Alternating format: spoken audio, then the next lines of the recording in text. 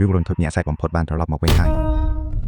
យថ្ងៃនេះខ្ញុំសូមនាំមកជូននៅរឿងរន្ធត់បែបជំនឿព្រលឹងរបស់ម៉ាឡេស៊ីមួយគ្រាន់តែដោយសារចិត្តទៅមួយពេល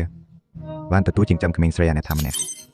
់ហើយជានាំបណ្ដាសាដល់ក្រុមគ្រួសារទាំងមូលហើយសមាជិកម្នាក់បានក្លាយជាទីសកលរបស់វាសាយតែនឹងដាក់បណ្ដាសាដល់អ្នកណាដែលហ៊ានចូលព្រៃហាមឃាត់នេះរឿងរ៉ាវបានចាប់ផ្ដើមឡើងនៅរាត្រីដ៏គួរឲ្យខ្លាចមួយក្មេងស្រីចម្លែកម្នាក់បានដើរតម្រង់ទៅរកតាមស្រោដែលកំពុងឆេះនៅក្នុងដៃនាងកំពុងកាន់កាំបិទខ្លីមួយខ្លួនបានទាំងមូលជួបជុំទៅដល់ឈាមបន្ទាប់មកនាងហាក់ដូចជាត្រូវប្រលឹងខ្មោចចូលសន្ធិដ្ឋក៏ដើរទាំងខ្លួនរឿងកំប្រឹងទៅរកគំនរសពរួចក៏ចាប់ផ្ដើមស៊ុបមិនអាគមបុរាណមិនយូរប៉ុន្មាននៅក្បែរត្រចៀកនាងក៏ចាប់ផ្ដើមលាន់លើសម្លេងស្រដៀងនឹងសត្វយំយ៉ាងគួរឲ្យព្រឺសម្បត្តិនៅវិនាទីបន្ទាប់កម្លាំងអរូបីដ៏ត្រជាក់ស្រេបមួយបានផ្ទុះចេញពីខ្លួនរបស់ក្មេងស្រីនោះភ្លាមនាងបានយកកាំបិតខ្លីចាក់ទៅលើនៅក្នុងដីយ៉ាងឆ្កួតលីលាខណៈពេលដែលភ្លើងកាន់តែឆេះខ្លាំងឡើងខ្យល់ខ្មោចដ៏គួរឲ្យខ្លាចបានលេបត្របាក់ព្រៃភ្នំទាំងមូលចំណែកនៅម្ខាងទៀតនៃព្រៃមានគ្រួសារមួយរស់នៅគ្នា3នាក់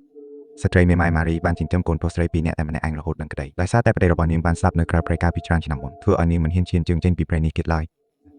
ប៉ុន្តែនាងមិនដឹងទេថាគ្រូមហន្តរាយបានចូលមកដល់យ៉ាងស្ងៀមស្ងាត់នៅថ្ងៃមួយអាឡានជាកូនស្រីបាននាំប្អូនប្រុសទៅពិនិត្យមើលអន្ទាក់សត្វ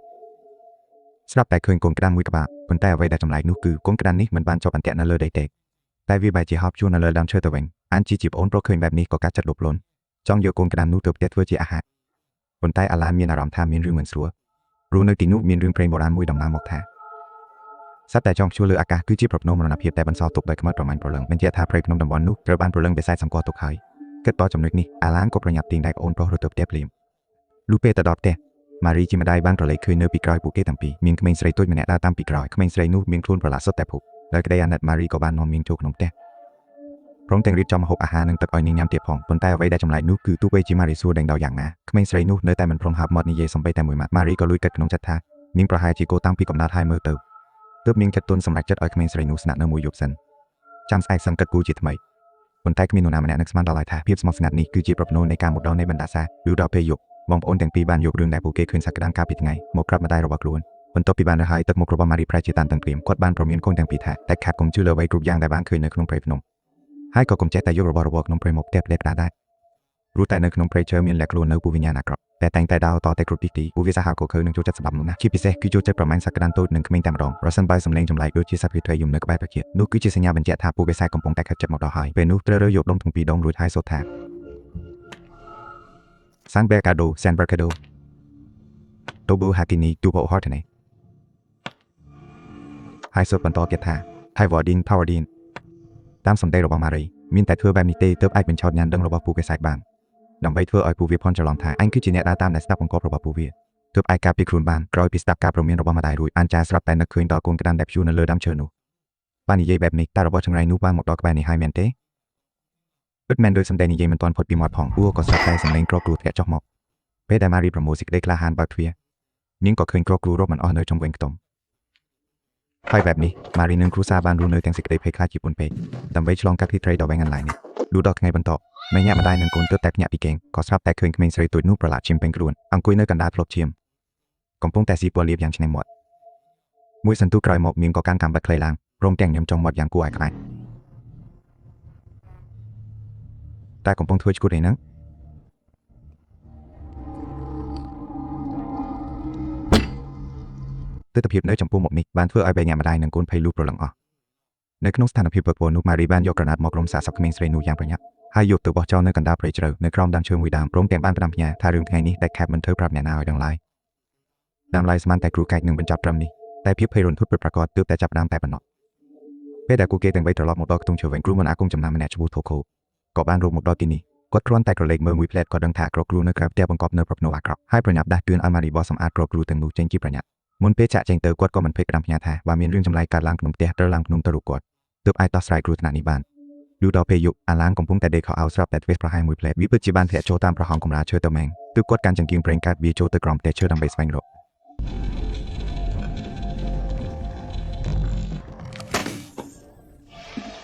ស្រាប់តែមានតែមួយលូកចេញពីក្នុងភាពងឹតធ្វើឲ្យអាឡាងភ័យស្លន់ស្លោរត់ថយក្រោយជាខ្លាំងបន្ទាប់មកគេក៏ចាប់ផ្ដើមគ្រុនក្តៅខ្លាំងមិនព្រមស្រស់សោះម៉ារីបារម្ភពីកូនជាពន់ពេកប៉ុន្តែចំពោះជំងឺចម្លែករបស់កូនស្រីនាងគ្មានវិធីជួយឡើយដោយតតម្លេះនាងមានតែធ្វើដំណើរឡើងភ្នំតែម្នាក់ឯងដើម្បីសុំជំនួយពីគ្រូមិនអាគមថូកូលុះពេលថូកូធ្វើដំណើរមកដល់ផ្ទះឈើជាមួយម៉ារីឃើញថាអាឡានត្រូវវិញ្ញាណអាក្រក់ចូលលុកលុយគាត់ក៏បានចាប់ផ្ដើមបញ្ចេញមិនអាគមភ្លាមដើម្បីធ្វើពិធីបណ្ដេញឧបទ្រពចង្រៃយ៉ាងមាត់មិនជុកស៊ប់មុនគេថាបុរាណត្រឹមតែមួយសន្ទុះក្រោយមកសែងអាប់ដុតត្រជាក់ស្វេតតែព័ទ្ធជុំវិញខ្លួនអាឡានក៏ចាប់ផ្ដើមរំសាយទៅបន្តិចម្ដងទើបគេដឹងខ្លួនឡើងវិញ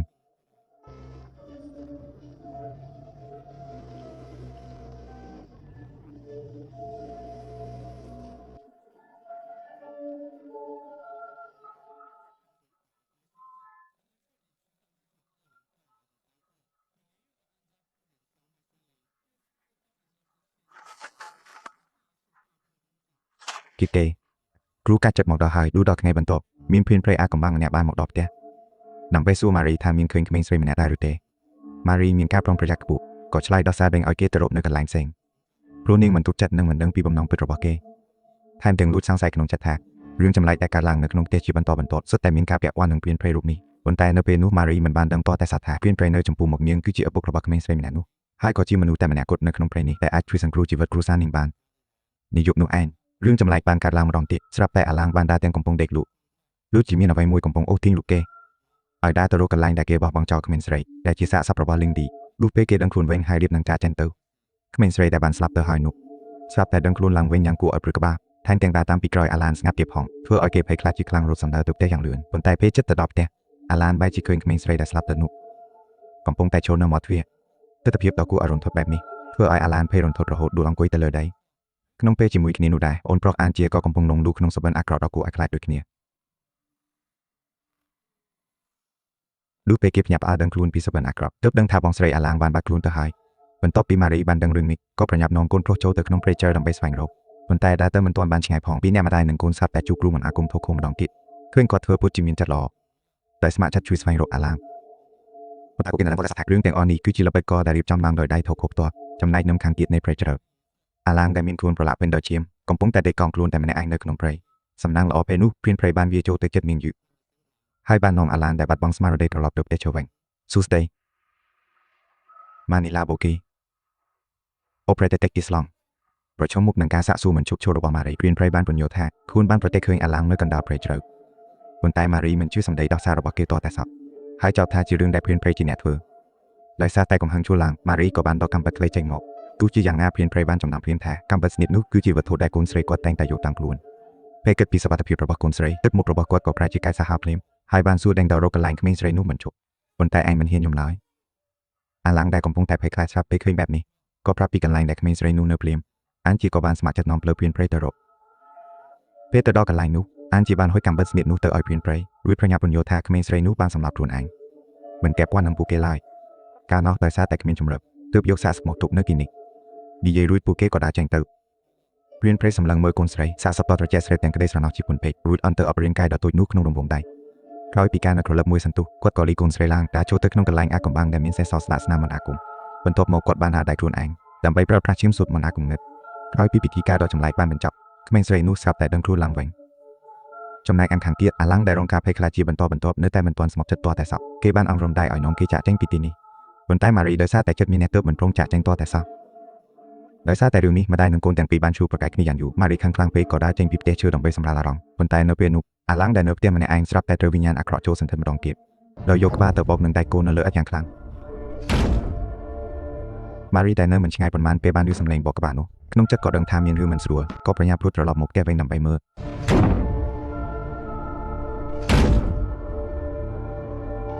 ម៉ារីត្រូវភ័យតក់ស្លុតនឹងទិដ្ឋភាពនេះរហូតដល់ថ្នាក់ញ័រខ្លួនចំប្រាប់មិនឈប់ឡើយគាត់រត់ត្រដាប់ត្រដួចូលក្នុងផ្ទះ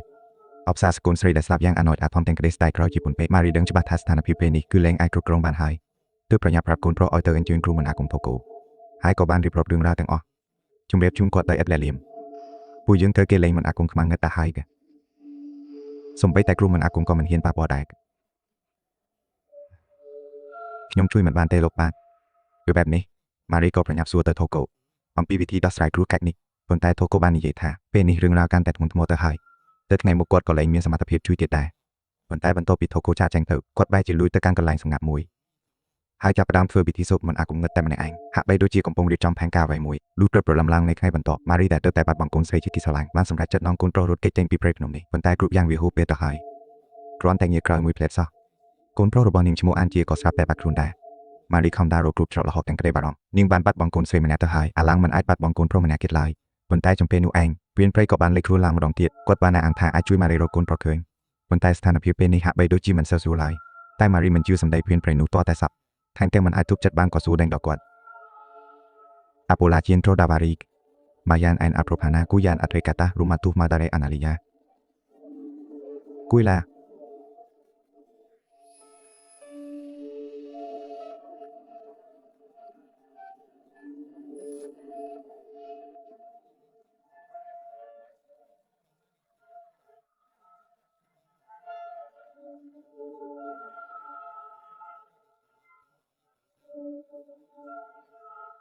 nhưngតែងតែមានអារម្មណ៍ថាព្រានភ័យម្នាក់នោះមិនមែនជាមនុស្សល្អឡើយទើបដួលតាតាមពីក្រោយគាត់យ៉ាងស្ងៀមស្ងាត់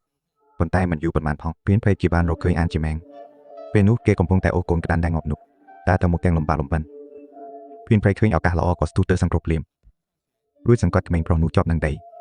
ដើម្បីកាត់ផ្ដាច់បណ្ដាសាដែលវិលវល់មិនចេះចប់ព្រានភ័យក៏សម្រេចចិត្តអារក្មេងប្រុសទាំងជាចាប់ម៉ារីដែលដើរតាមពីក្រោយក៏មកឃើញទស្សនវិជ្ជានេះល្មម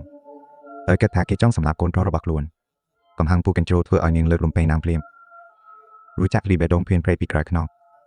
ប៉ុន្តែមិនយូរប៉ុន្មានគ្រូមិនអាគមធូកូបានដើរចូលមកចិត្តរួចតាព្រានភ័យដែលចិត្តស្លាប់នោះឲ្យដឹងខ្លួនបន្ទាប់មកព្រានភ័យបានពន្យល់ថាអានជាក៏ដូចជាកូនស្រីរបស់គាត់ដែររាងកាយត្រូវបានវិញ្ញាណអាក្រក់ចូលសន្ធិដ្ឋយូរហើយទើបគាត់គ្មានជំរឿក្រៅពីធ្វើបែបនេះដំបងឡើយពេលធូកូបានរឿងនេះគេធ្វើពុតជាសម្ដែងការសោកស្ដាយជាខ្លាំងប៉ុន្តែមួយរំពេចក្រោយមកទឹកមុខគេក៏ប្រែប្រួលភ្លាម